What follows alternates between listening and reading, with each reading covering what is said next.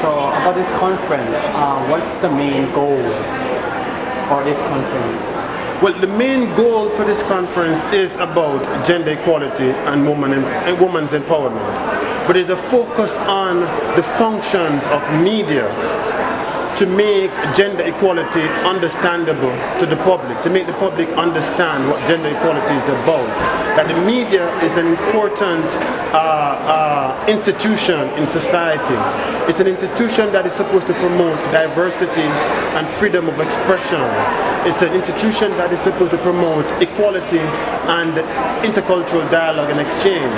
And so the forum is focusing on the functions of media to promote gender equality and women's empowerment. There are two dimensions. One is that women should have equal access to work in media organization. They should have access to decision-making level positions in media organization.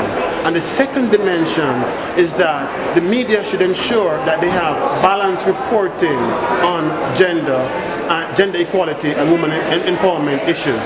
So there should not be too much typical representation of women or of men. For UNESCO, gender is not just about women. Gender is about women and men. But we understand and accept that today's world, that women are more marginalized in communication platforms. Well, I think that the response is very good because we have experts in this field coming from all over the world. So these are already people who are fighting for these rights and for gender equality in the media. So it's very useful to gather such a group of activists and experts in this field, but the hard work will come after the conference because we have to see how we move forward so that we can advance later on in different countries and we can have a clear plan of action for the next years. Other than that, I was a radio journalist quite a few years ago, and even at that stage there was what I saw as a serious underrepresentation of women in the media. I think across the board, in media in general, there isn't a balanced situation.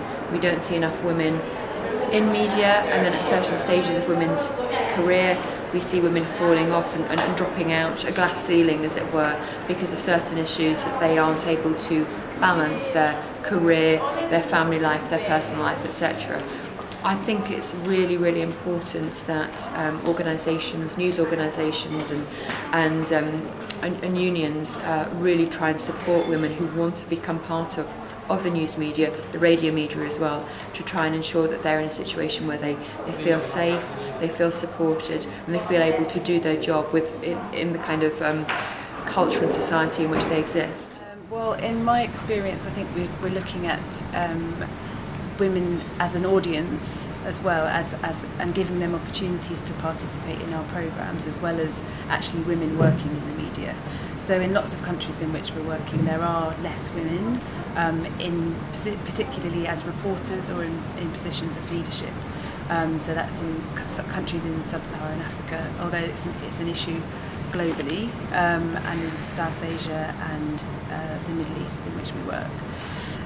But really it's more about hearing women's voices, seeing women represented on the television, and hearing their voices on the radio, that I think we realise that there's a gap there in lots of countries around the world. Where I'm from, in my country, only 1% is women journalists in my country.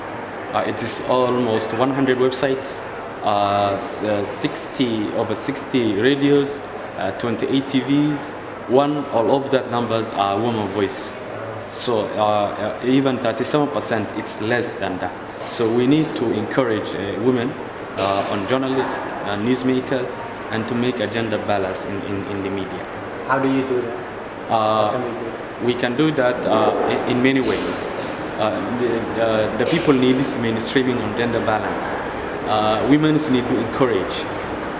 We need a global statement, a strong statement on encouraging women on journalists and media. If we do all those means, then it will become the gender balance.